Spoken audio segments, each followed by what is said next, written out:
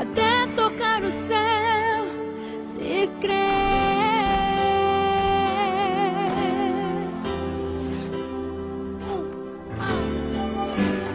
Acredite que nenhum de nós já nasceu com jeito pra super-herói. Nossos sonhos, a gente é quem constrói, é vencendo os limites, escalando as fortalezas, conquistando o impossível pela fé. Eu sou o Daniel Dias, né, atleta paralímpico. Fica um pouco fácil quando a gente fala do amor de Deus, né, para a nossa vida, e isso foi fundamental para mim, que cresci, né, num berço evangélico. E sempre tive isso, né? Meus pais sempre procuraram passar isso para mim, então cresci com isso e fui convivendo com as pessoas e vendo que quando a gente tem fé e acredita em Deus, né, e vai em busca dos nossos sonhos, fazemos o impossível acontecer realmente, porque o nosso Deus é o Deus do impossível. E na minha vida esportiva tem sido isso, né? Eu sempre tive muita fé em Deus, entreguei a minha vida para Ele, e a grande diferença, né, muitos perguntam qual que é a diferença, a grande diferença é essa, né, de ter Deus na minha vida, ter essa fé que eu tenho. Família também muito importante, meus pais sempre sendo meu alicerce ali, sempre comigo em qualquer momento, de dificuldade, de alegria. E aí muitos perguntam por que você sempre sorri, né? Então a gente sabe que quem tem Jesus na vida é feliz. Então, o meu motivo de tanta alegria é esse. Campeão. O esporte é uma maneira de eu poder mostrar o amor de Deus, o que Ele pode fazer na nossa vida quando a gente acredita nele. E eu sempre procuro passar isso, que qualquer um poderia ganhar 9 medalhas, qualquer um poderia ser o melhor do mundo, mas por que eu, né? Então Deus tem um propósito para tudo isso, e é o que eu procuro passar para as pessoas, né? Que quando a gente acredita em Deus, a gente pode chegar muito longe e se tornar um grande campeão. Campeão. Tem uma música que a minha mãe sempre colocou para mim, que nós somos uma obra-prima de Deus, né? E essa música sempre marcou, porque Deus vê o nosso interior, vê o nosso coração, e não o que eu sou aqui, né? E é claro que muitas vezes podem olhar e falar falta algo, né? Falta parte, digamos, fisicamente em mim, né? Mas em muitas pessoas pode faltar espiritualmente também. Então eu creio que o fundamental é a gente ter a certeza que Deus nos vê como somos, vê por completo. Não ficamos desanimados porque eu não tenho um braço, não tenho uma perna, ou enfim. Deus não vê isso, Deus vê o nosso coração de alegria, isso, né? E a gente vê realmente o quão Deus é bom conosco. Acredite que nenhum de nós já nasceu com jeito pra super-herói. Nossos sonhos, a gente é quem constrói, é vencendo os limites, escalando as fortalezas, conquistando o impossível pela fé.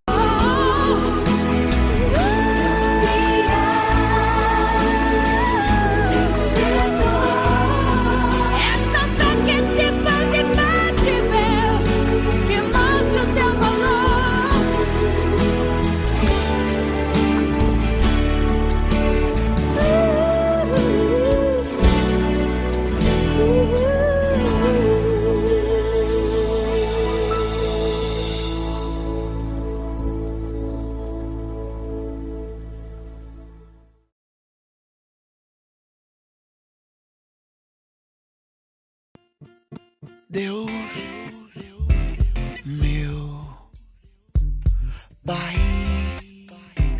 meu amor, meu tudo, a razão de tudo.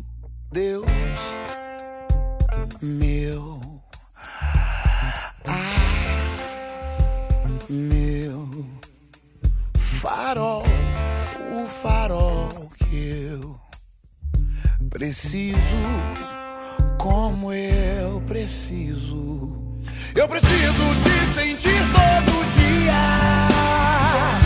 e olhar pra tua luz pra não me perder. Meu Senhor, tu és a minha alegria e eu preciso. Deus da minha vida, fica comigo. Sou sua casa, mora em mim. Deixa eu te dizer o que eu preciso, Pai. Eu preciso do Senhor. Deus da minha vida, fica comigo. Sou sua casa, mora em mim.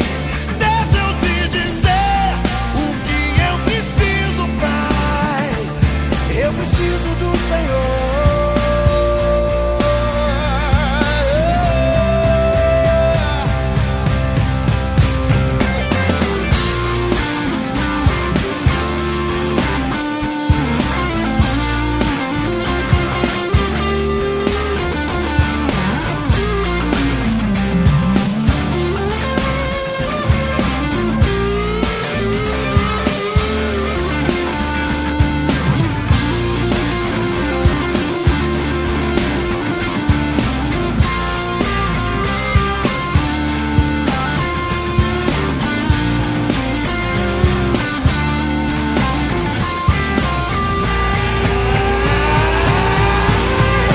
Deus da minha vida, fica comigo. Sou a sua casa, mora em mim. Deixa eu te dizer o que eu preciso, Pai. Eu preciso do Senhor. Deus da minha vida, fica comigo. Sou sua casa, mora em mim. Deixa eu te dizer o que eu preciso, Pai. Eu preciso do Senhor. Oi pessoal, a paz do Senhor. Estamos aqui no emissário, na cidade de Santos, um dia lindo por sinal, e vocês vão conhecer um pouquinho mais da história da Gisele Victor. Não quero falar, mas ela irá se apresentar. Oi Gisele, tudo bem? Oi, tudo bom? Bom te receber aqui, viu? Obrigada. Bom, meu nome é Gisele Victor, sou carioca, da Gema, sou ex-atleta. Hoje eu sou professora de educação física, formada, trabalho com idosos, crianças, com academia. E vim passear aqui em Santos e estou tendo essa oportunidade de participar desse programa maravilhoso. Legal. Me conta um pouquinho como você começou na carreira de atleta.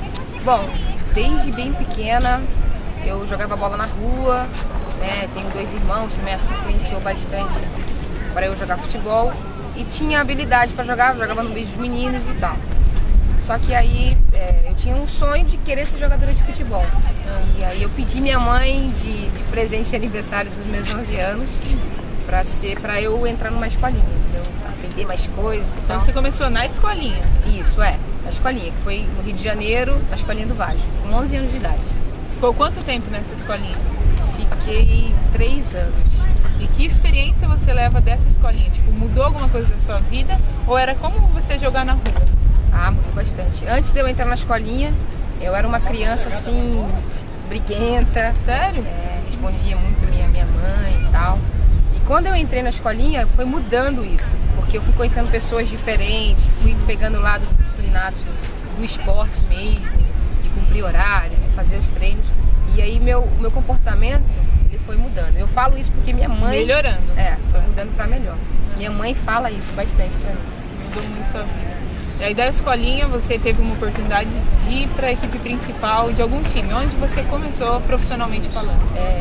Da escolinha, no Vasco tinha, na minha época tinha o time profissional, né?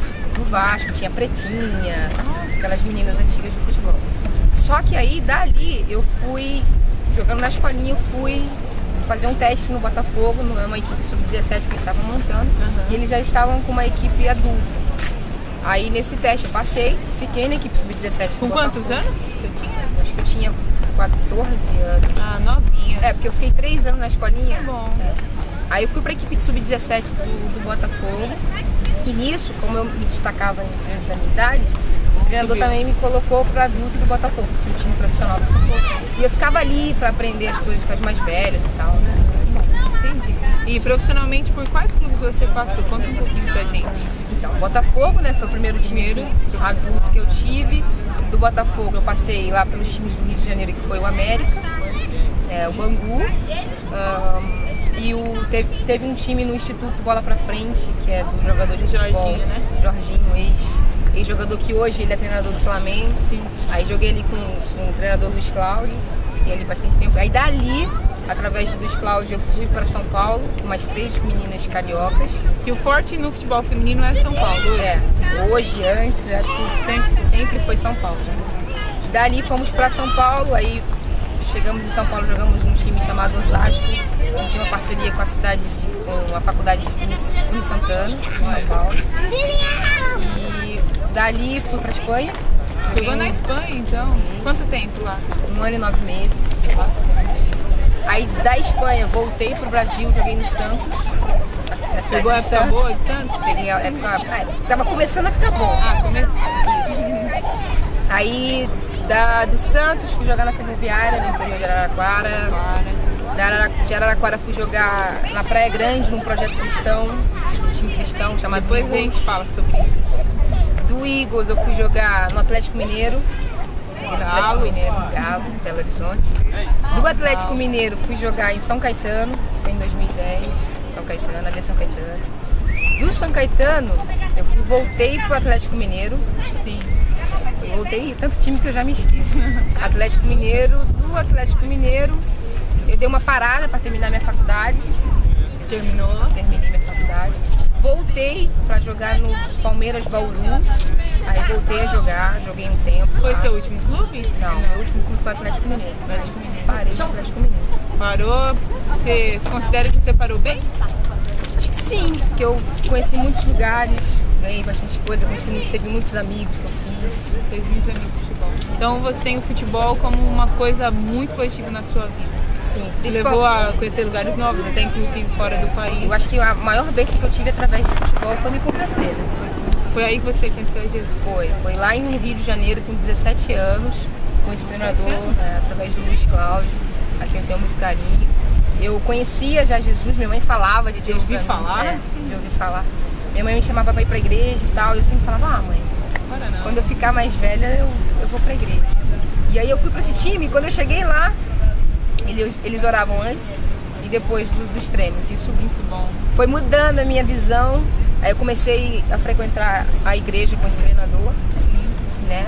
E foi começando a ser quebrantada, a mudar, né, meu pensamento e tal. Aí um belo dia eu fui numa ministração da Fernanda Brum, um projeto, aí me entreguei mesmo.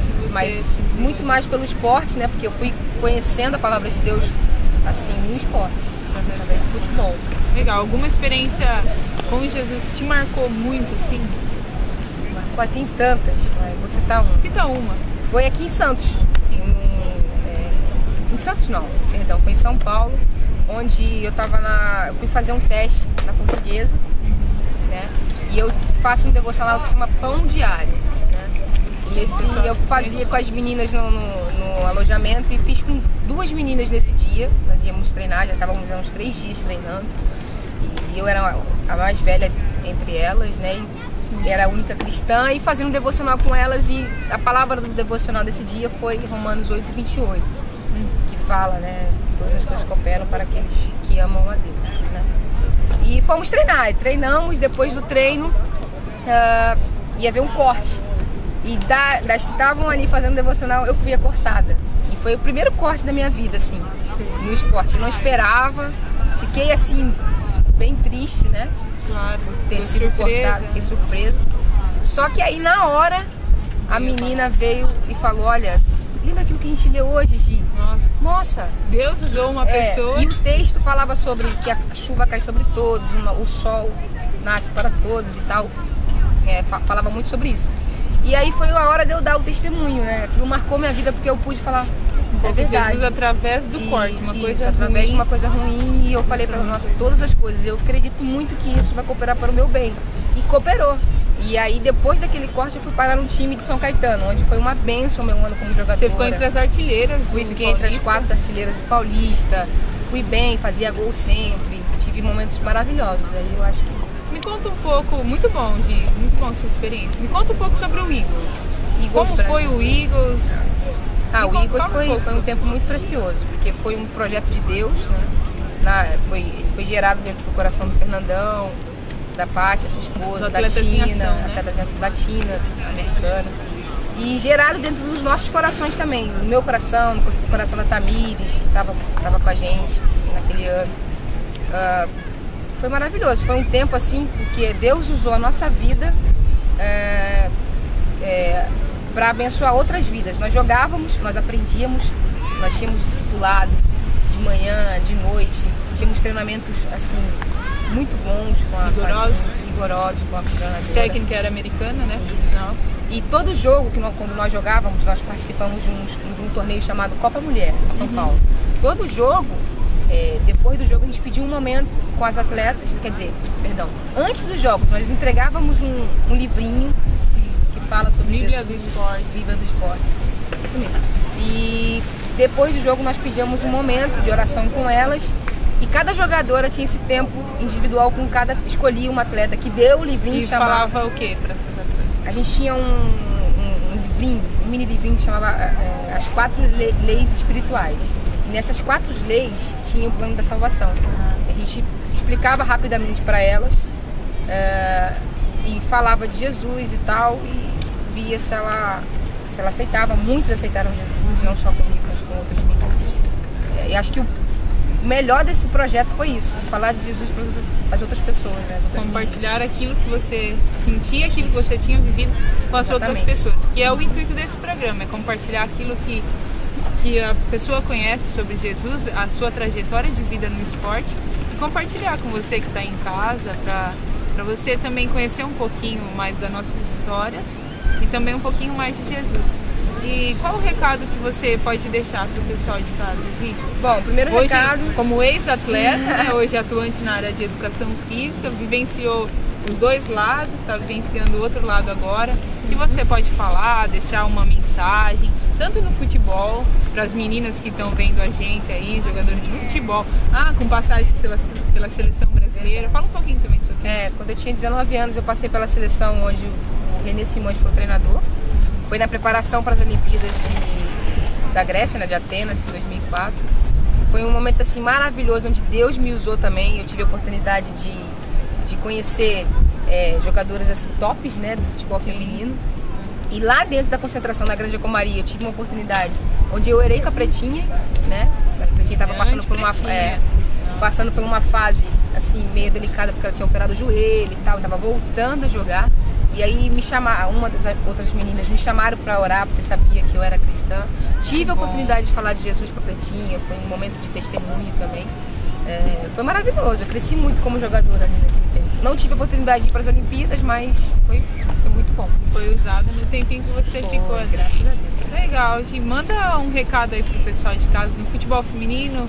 Bom, para eles querem conhecer Jesus. Para as meninas que estão aí começando no esporte, começando no futebol feminino, nós sabemos que tem muita dificuldade, a modalidade não é reconhecida como nós gostaríamos que fosse, mas eu digo para elas, para vocês aí que estão assistindo, não desista, continue a batalhar, porque nós cremos que isso vai mudar e a gente luta para isso, né, para que a modalidade cresça. Invista no seu talento, se dedica, seja disciplinada, busque a Deus também, peça para Deus cuidar de você, entregue sua vida para Deus e não desista dos seus sonhos e que um dia Deus vai te abençoar. E para as pessoas que não conhecem o Jesus, que vocês possam se entregar a Deus, porque hoje em dia é o melhor caminho que há, é uma paz que a gente sente que não tem igual. Deus muda a nossa vida, muda a nossa maneira de pensar, nos ajuda, é uma força assim que a gente tem para o dia a dia incrível. Eu falo por mim, por experiência própria, de que Deus é tudo. E se você tiver a oportunidade, procura uma igreja, procura a central de adoração, procura a reunião de atletas de adoração que tem todas as quintas-feiras à noite, que você possa sentir esse gostinho, experimenta, aí depois você vê como é que é, porque é maravilhoso. Obrigado, Gi, pela sua participação. Fechamos aqui mais um programa, espero que você tenha gostado. Um beijo, que Deus abençoe.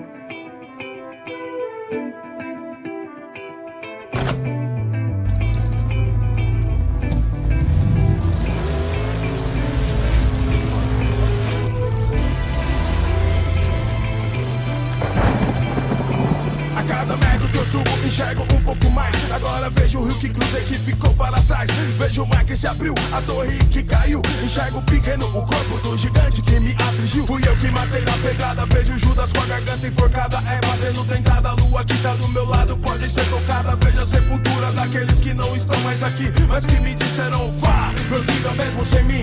Gratidão sem fim, nas costas eu trago sonhos, os meus, os seus, nossos legítimos sonhos. Vamos vento, pode soprar, o topo é meu lugar. Você não vai me derrubar, continuo subindo, pois eu sei que tenho crido. Quando eu chegar, ficarei lá até ouvir a sua voz pelo meu nome chamar. Lua, vou pro topo do monte, escalando a montanha. Subo com as águias, e mim não duvide, habitarei das nuvens e o arco-íris, até você me chamar.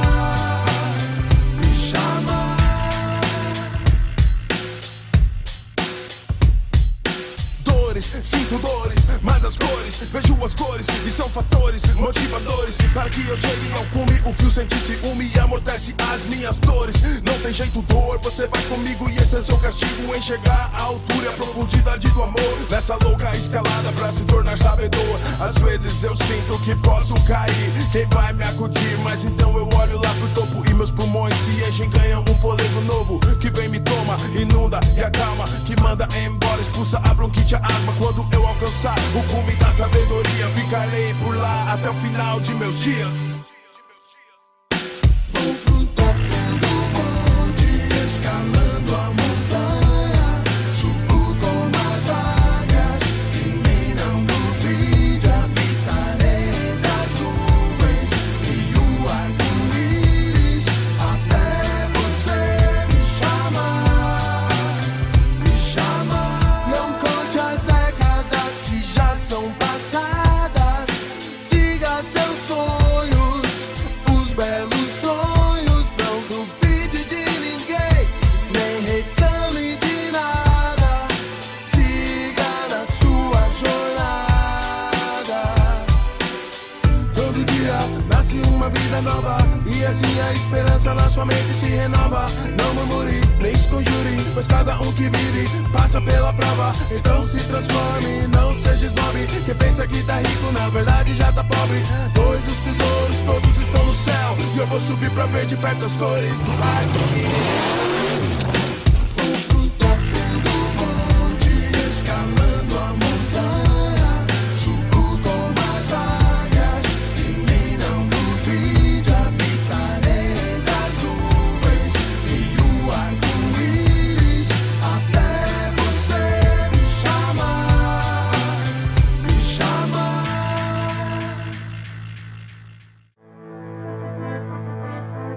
Suba mais alto. e verá toda a região ao redor com horizontes distantes. Então se deleitará com a ampla perspectiva. Suba ainda mais e o cenário se ampliará, até que por fim, quando chegar ao cume e olhar para todas as direções, verá diante de si uma cidade grande ou várias outras cidades. Além, há uma floresta em algum lugar distante, ou até mesmo outro estado ou país. Ali, bem perto, está o mar. Acolá, um rio brilhando e chaminés expelindo fumaça em uma cidade industrial. Mastros de navio e um porto movimentado. Tudo surpreendente e agradável. Então você pensa, eu não podia imaginar que tanta coisa podia ser vista desta elevação. Só chega ao cume quem conheceu todas as alturas e profundidades do amor de Cristo, que excede todo o entendimento. Paulo, quando envelheceu, sentado com seus cabelos brancos, tremendo de frio num calabouço em Roma, pôde dizer com a maior ênfase possível: eu sei em quem tenho crido. Porque cada experiência tinha sido como a subida de um monte, cada provação tinha sido como subir outro cume. Sua morte era o alcançar do topo da montanha, da qual ele podia descortinar tudo a respeito da fidelidade e do amor daquele a quem havia entregue a sua alma. Por isso, continue subindo.